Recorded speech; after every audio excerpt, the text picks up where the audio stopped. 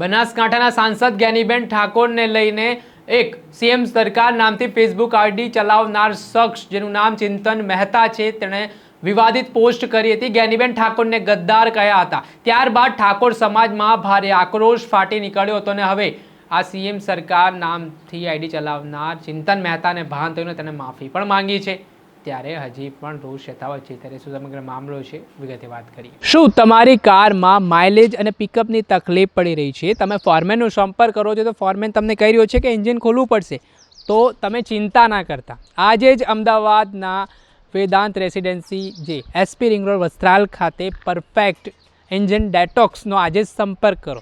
જી હા, અહીંયા ટ્રક, રિક્ષા, કાર સહિત મોટરસાઇકલની જે સર્વિસ છે તે કરી દેવામાં આવશે।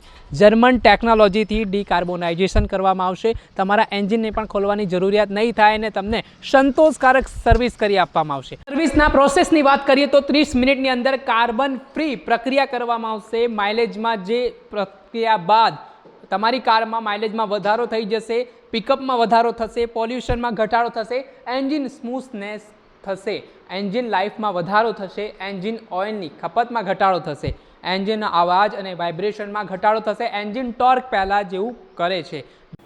નમસ્કાર દર્શક મિત્રો, સ્કાયનેટ મીડિયામાં આપનું સ્વાગત છે। હું છું ફેન। આજથી થોડાક દિવસ પહેલાં લોકસભા અને રાજ્યસભામાં વકફ સંશોધન બિલ પસાર થયું હતું। આ બિલને લઈને મુસ્લિમ સમુદાયમાં ભારે નારાજગી જોવા મળી રહી છે, ત્યારે મિશ્ર પ્રતિસાદ પણ જોવા મળી રહ્યો છે।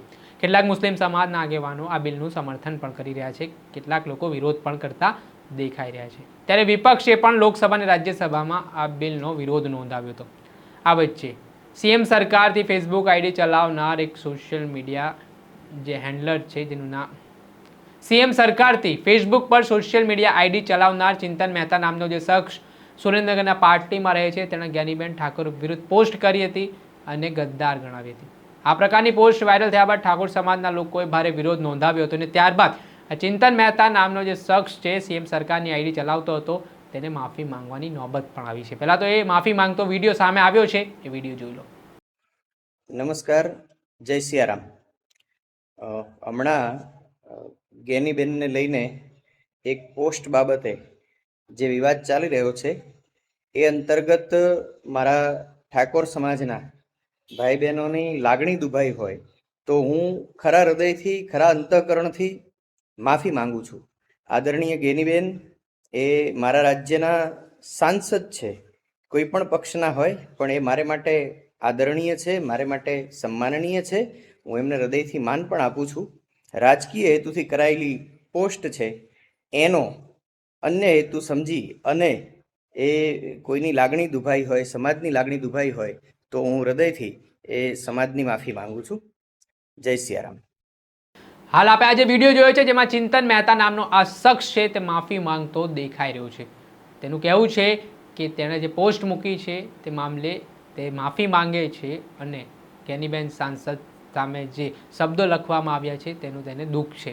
હાલ આ મામલે હવે વિવાદ છે તે ક્યારે શાંત થાય છે, કેમ કે કોંગ્રેસના સુરેન્દ્રનગરના આગેવાનોએ પણ આ મામલે સીએમ સરકાર નામથી આઈડી ચલાવનારા ચિંતન મહેતા સામે પગલાં લેવામાં આવે તે પ્રકારની માંગ કરી છે।